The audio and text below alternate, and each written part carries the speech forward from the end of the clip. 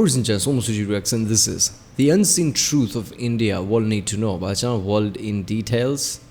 Okay. I'm an Indian, obviously. So somebody told me I should react to this. Apparently, I don't know. But yeah, I guess I'll have a thing or two to say about this. But I guess we'll see. Let's do it. Remember, if you like my reaction, don't forget to subscribe. So on the which type of videos to react to more. Check out the reaction. There's a link in the description. And yeah, let's do it. First image comes to your mind when you hear the name of India, like this or this, right? Because your media mostly present such similar images of India in front of you. Okay, let me show you something different than your media. If I say this is India, will you believe me? Maybe not, because most probably you have never seen India in this way. But actually, this is real India which has been hidden from you. The slums, busy and chaotic cities you see on TV or mobile is only a smallest part of India. India is actually pretty normal. Yeah, basically the Slumdog Millionaire thing, right? That movie was kind of like the poster thing for India. It has become that, right? And they show the Dharavi and all those, certain slums of Mumbai. Those are one of the biggest slums there is, not just of India. So clearly that's not going to be the case everywhere since they are the biggest one, right? I mean, that's just... But yeah, in past 10 years, India has grown a lot in smaller details here and there, right? Towns has become more of a town-like. There have been many, brick buildings and towers like this have been there, even around where I live, right? I don't live in Mumbai or anything like, named city. But even where I live, there's like, many skyscrapers type buildings. Cities around me has the same thing. And this is the one thing that a lot of people don't understand about India. Okay, let me show you some major cities of India. This is Mumbai. This is Delhi. This is Kolkata. This is Gurgaon. This is Noida. Gurgaon is very close to Delhi, right? I guess, it's just like few kilometers away, right? So I guess Delhi has certain, aspect to it that they want to punch. That's why you don't see that much skyscraper type buildings in Delhi, right? And all the developers, all the builders kind of shifted to Gurgaon, and I guess that's why you can see the difference there. This is Hyderabad.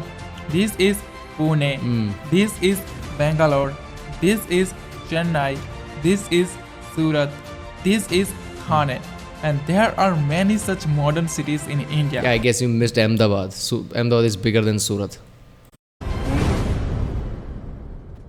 Okay, let's come to the rural part of India, and I'm pretty sure that according to you, the Indian villages are look something like this or this, right? But actually, this is not even 5% part of Indian villages. More than 95% of Indian villages are look something like this. Due to the large population of India, the Indian villages are also so big. Look at this. This is not a city or town, but it's a village called Madhapur, located in the Indian state of Gujarat. Yeah, okay. I guess, like I said, in past 10 years, things have been shifted, 10, 15 years, right? So I'm not, I don't visit villages that much, right? So the first image that he showed, like stereotypical village, there are villages like that. I don't know if it is 5% or what, but there are villages like that. But yeah, things are developing like this. I went to I was going to somewhere and I come across a village and there was a board there. This is a Wi-Fi zone. Like, what the fuck? That surprised me, right? It was a village, right? You can see it's a village, right? It's like this kind of a village, right? Town/village. I don't know what the criteria is. Can you call this a village? I mean, village is supposed to be some small area, but mostly, surrounded by farms and shit. This is not farm. This is more like a town type of thing, right? A small town rather than village. But yeah, it used to be a village, I guess. After a lot of struggle in 1947, when India got independence from the British Empire, India's economy was only $25 billion. Even in 1991, India's economy was less than the economy of Paris and London. And now India has more economy than the France and the UK. In 2014, India's economy was ranked 10th in the world. But now in 2022, India has become the 5th largest economy in the world with a huge GDP of $3.5 trillion. In just last 8 years, India has overtaken 5 major economies like Canada, Russia, Italy, Brazil, France and the UK. And this is really impressive. I think we should India is the fastest growing major economy in the world, and according to IMF, India is set to surpass Germany and Japan to become the world's third largest economy by 2027. India is already But the then- third largest economy.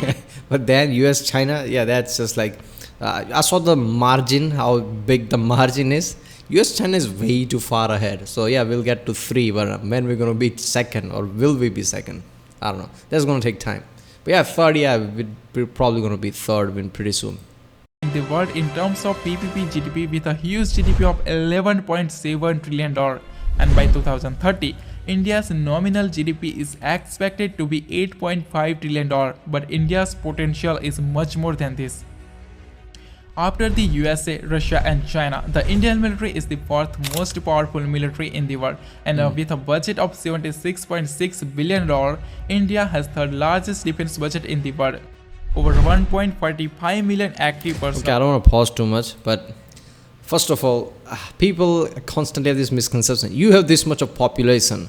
Why aren't your military, as in personnel, right, soldiers? Why aren't they like, the most of the world, right?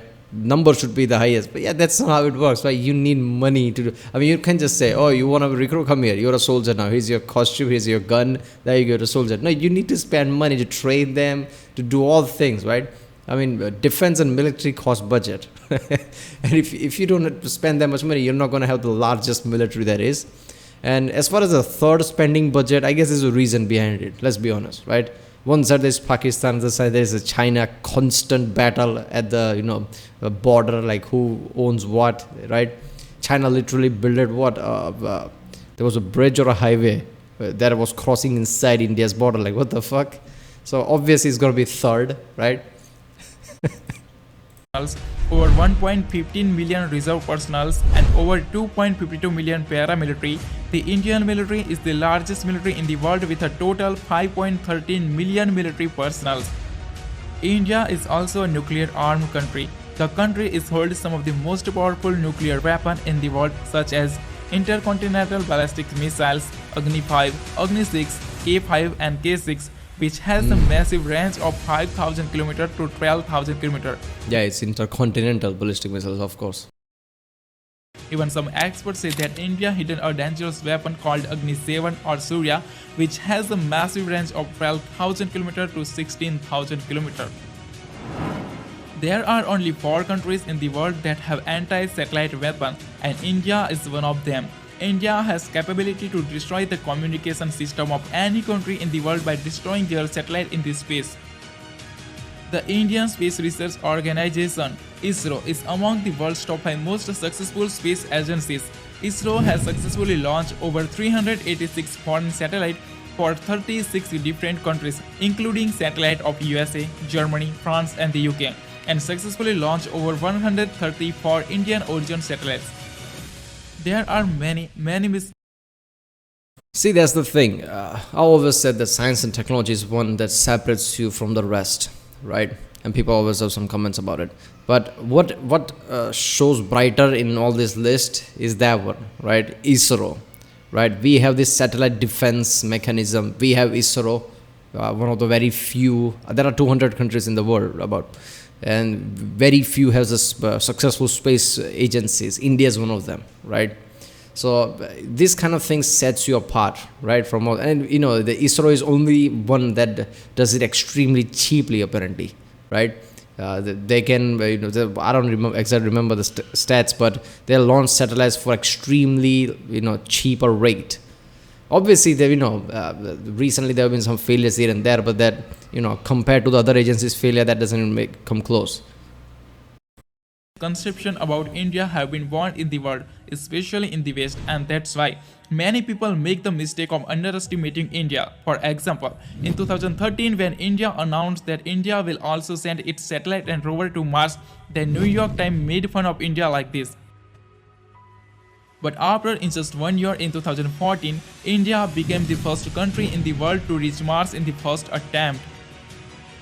And just few years later, in 2017, India created an incredible world record by launching 104 satellites from a single. I mean, does that surprise you? When you go to NASA, Google headquarters, or everywhere, do you see Indians walking around there, head of something, right? CEO of this, CEO of that, that is always an Indian guy. Does that really surprise you that, when it comes to science, India is somewhat good?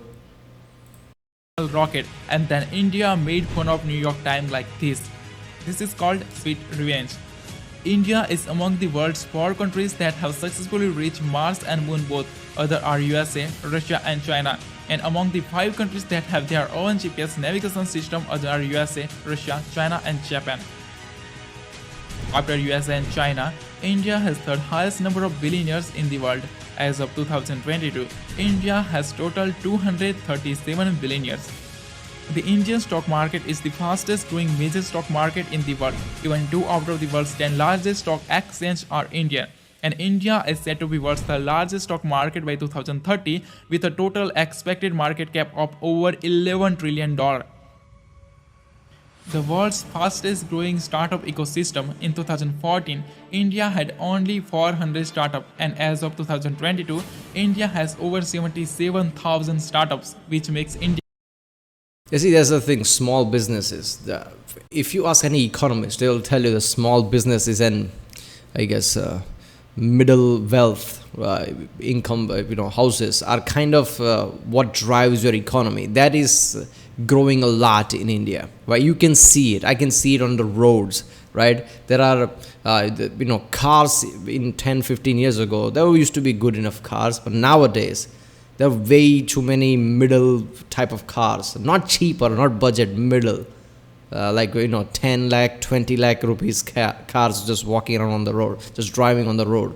And, middle houses are kind of growing and growing. You can see how many things are getting built. Like the video said in the start, you saw all those towers and flats and, buildings and things. So if your middle income houses are growing, your economy is going to grow. The biggest problem comes with if you're wealthy or extremely wealthy, there is no middle class anymore. There's the lower class, but there's no middle class. That's when your economy starts to suffer.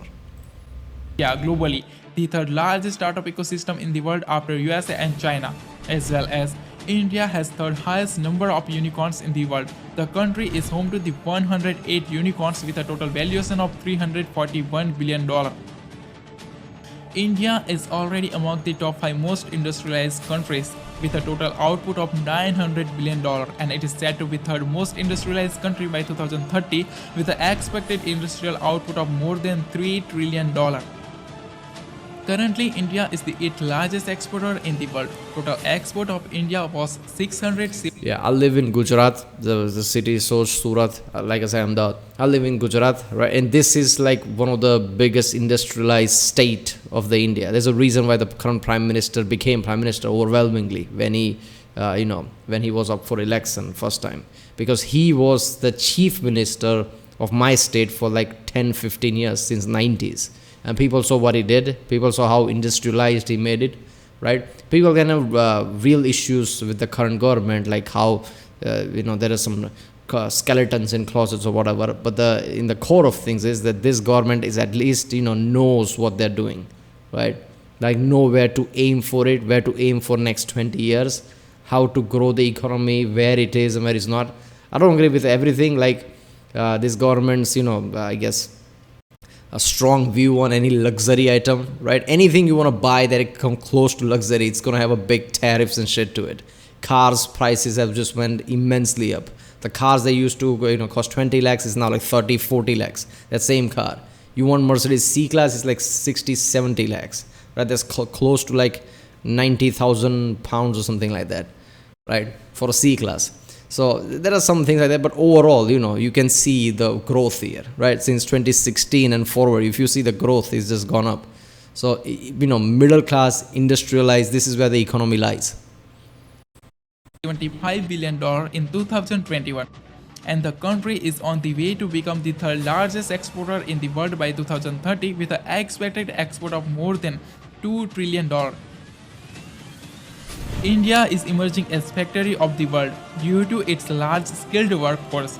Even in 2021, India overtaken USA and became the second most attractive manufacturing destination globally, second only to China. This also has to do with what I just said, because one of the key point of India is like made in India element, right? If you export from outside, right? that's going to have a massive tariff to it. That was the issue what Trump was talking about with Harley Davidsons, right? If you bring Harley Davidson from outside, it's going to have a massive tax to it. So lots of countries are starting to make assemble their vehicle in India. That grows the economy, jobs, and also makes vehicle cheaper, so people will buy in India. So all the companies like, okay, this tariffs and this taxes are ridiculous. Nobody's buying our thing in India. Let's make factories in India. That way the taxes will go down, and that way people will buy it. So this tactic is kind of working. India is the largest producer of tractor, two-wheeler, spice, dairy products, milk, ginger, turmeric, and sugar. Second largest producer of smartphone, steel, cement, vegetable, fruit, rice, wheat, and cotton. Third largest producer of electricity, renewable energy, gems, and jewelry. Fourth largest. See that element should surprise you right there. Renewable energy. People, I mean, the countries that is, how many population they have, how much land mass they have. Compared to that, there are way too many countries that is richer, right? We have the fifth economy, sure, but compared to the land mass and population, there are way too many richer countries than us. I mean, look at the Europe, and yet we are the third largest producer of renewable energy. So the core government, right, Narendra Modi said, like, I want to do this. If I can get help scientifically or whatever, I don't know, he was talking about that. But if I can I want to do this, and I can see it. There are land posts, there is, lamp posts outside, street posts, right? They are solar powered right now outside. There's a light outside, right? That's solar powered. Everything is solar powered when I go outside. My neighbor's houses, and every house has solar panel on top of that. Like, this just happened instantaneously. Like, I saw it pop up, and in a year everywhere there was just solar panels. Energy, gems, and jewelry. Fourth largest producer of cars and trucks. The Indian textile industry is the second largest textile industry in the world, with a total valuation of over $225 billion. The country is well known as hub of information technology. The annual revenue of Indian IT industry is more than $200 billion, and it is said to be $350 to $400 billion by 2000. I think it's going to surpass this number, because there's one feel to it, and the feel is that IT is where everything is. Technology, information technology, and anything on that area, right? Anything with computers, AI to God knows what, right? That's where the world lies in the future. That's the feel to it, and it's kind of true. So that is being pushed on. That in the people's mentality, that is being pushed on. So people are applying and getting degrees on that more and more. More jobs are coming out of that. So I think this is the one area where India is going to rise even higher. 2025 and more than $1 trillion by 2030. Also known as the pharmacy of the world, the country's massive pharmaceutical industry is the source of more than 50% of global demand for various vaccines. India is the largest provider of generic drugs globally. Over 40% generic drugs in the USA and over 25% of all medicine in the UK are supplied by India.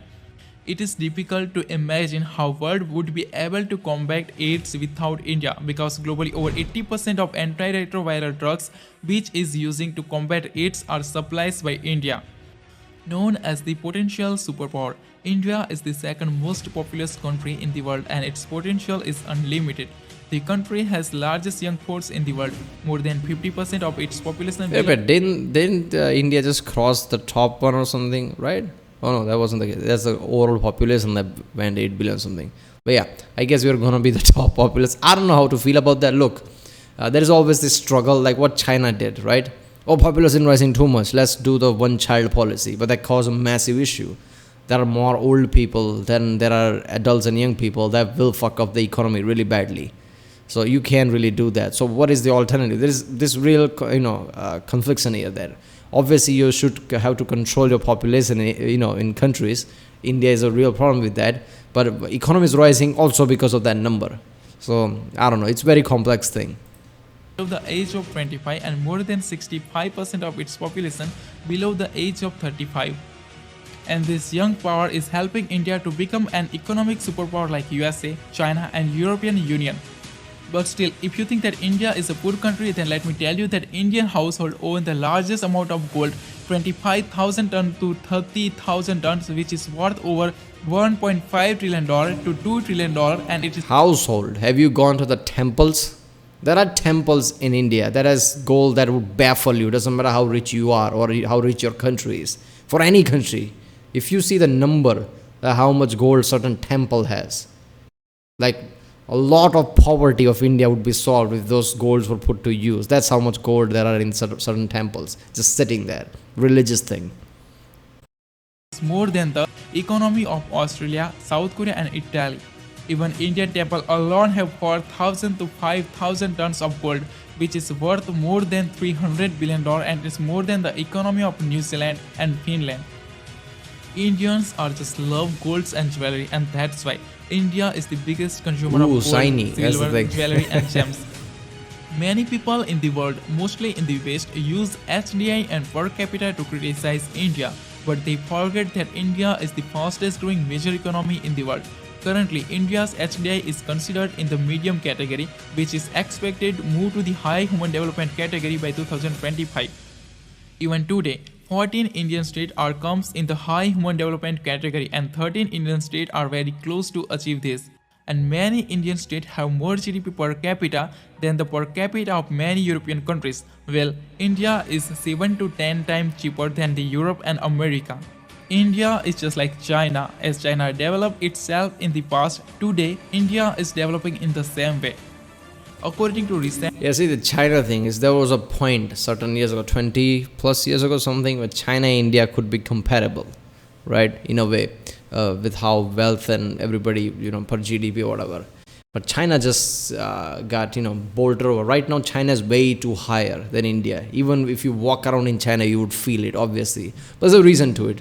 It's a communist country, right?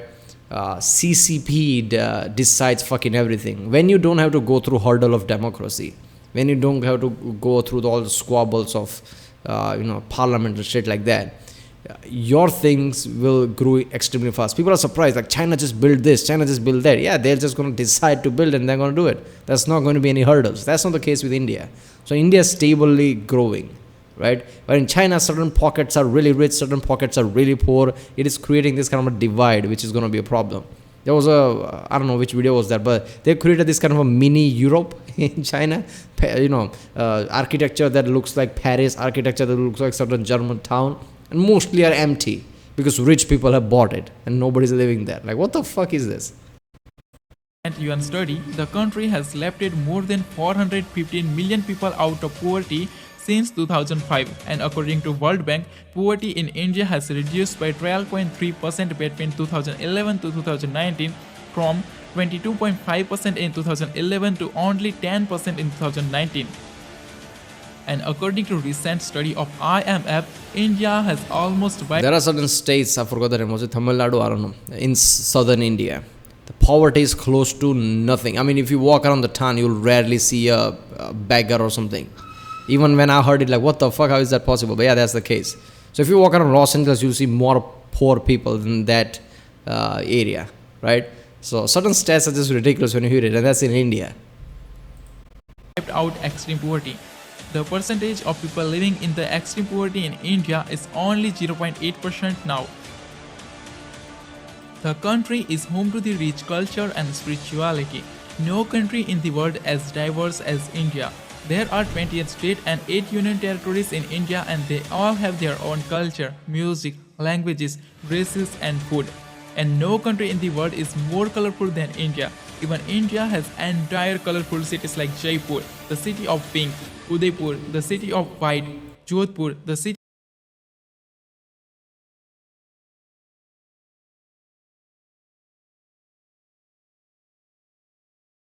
of blue, Jaisalmer. Oh, wait a minute, it was muted. Yeah, so Jaipur, I don't know, was it Jodhpur or Jaipur? I think it was Jaipur, where some British, what was that, Prince, Duke, whatever was visiting, so they painted the whole thing. That's some next level shit. The city of gold, and Kanyakumari, the city of 7 colors. India is whole world itself. India has snow like Greenland, beauty like Switzerland, desert like Arab, wildlife like Africa, beautiful cities like Europe, forest like Brazil, and mountains like Japan. Even India has a white desert also. 100,000 Yeah, Ladakh is the place where every bikers apparently go to just to as a trip. Then also how far away I am from there. It's like 2,000 kilometers. Yeah, I'm gonna take my sports bike there, sure. Yeah, India is very very diverse in land mass. You can have snowy places that is one of the coldest places there can be. Then you have a place that where rains constantly. All the different types. If you go to south, there's just fields of teas and leaves and everywhere, where you just want to drive around on a long drive, just taking in the scenery. There's all different type of places. of beautiful temples, historical monuments, incredible architecture sites, extremely beautiful hill stations like Manali, Nainital, Simla and Spiti Valley. India is just incredible. India is transforming itself as global economic powerhouse. The country is home to the highest number of under construction mega projects in the world. Project Bharatmala cost $140 billion. Project Sagarmala cost $130 billion. Project DMIC cost $100 billion. Projects 100 Smart City cost $100 billion. These are few big projects out of them. As well as the country is spending a massive amount of $1.5 trillion to modernize and develop its infrastructure. Along with this, seeing the growth of country's urbanization, India is also creating many new and futuristic cities like GIFT City, Dholera SIR and Amravati Smart City. The fastest growing major Dollara, that one is like, progressing really good. Even I've seen the progress of it. That's fucking awesome. Yes, when it comes to science sector, right, or science and IT sector, they're actually building whole areas and districts where science and technologies are the main theme of it, right? It's been changing a lot, like I said, in past 10 years. It's ridiculous to see it, right? Lots of mega projects are happening, right? I'm a builder, as I said in the past. Contracts that I'm getting has just increased because how much industry is rising. economy, the fastest growing major stock market, the fastest growing startup ecosystem, healthcare, technology, infrastructure, and industries. India is performing excellent, and this is what the world should know about India.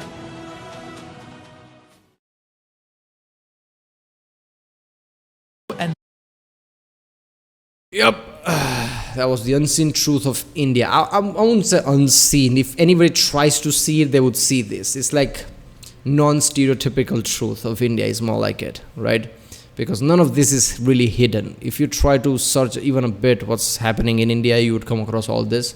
But yeah, this was very well made video. I don't usually come across a video that's this well made with information, right? Look, India is big in a way. If you see the night shot from the satellite, there will be one place that is extremely lit. That would be India compared to all places in the world. Every place in the world, doesn't matter how rich a country it is, there are certain light here, then there's some blackness, certain light blackness. Well, India is completely lit because how densely packed it is. So people see like the number like, holy shit, 1 billion people. Yeah, but the land mass is getting utilized a lot. There are not empty places a lot. There are not deserts and long empty places, right? It's very densely packed. So India is growing in that way, right? Villages, the poor villages there are like that, right? But like he said, the towns are becoming more advanced. Like I said, there's a Wi-Fi zone. There are boards, there's a Wi-Fi zone in this village. Even that surprised me. Like, what the fuck? I'll live my whole life in India. I'm going to live my whole life in India, right? I love my country. But that thing surprised me. Like, okay. So I don't know what's going to happen in 10 years, like 2033, where India is going to be. But yeah, everything is looking bright. Even the roads. India was not as bad as how roads seems to suggest in 10 years before, right? In 2010s or something. That's how bad the roads were. And nowadays it's like overbridges, proper highways, proper roads. I can drive without worrying that there's going to be a massive pothole that's going to break my wheel or something. So that is also, roads are improved. There is a Top Gear video of 15 years ago that show like when they came here and they just took Mumbai to Delhi to just Himalayas. Very bad scenic route, right? They could have chosen much better. There are way too good scenic routes they could have taken. But I guess they're just like, yeah, let's just do this. But that was, that at that time that was really bad. Now the roads are improved a lot. Alright, well, if you like my reaction, don't forget to subscribe and I'll see you next time.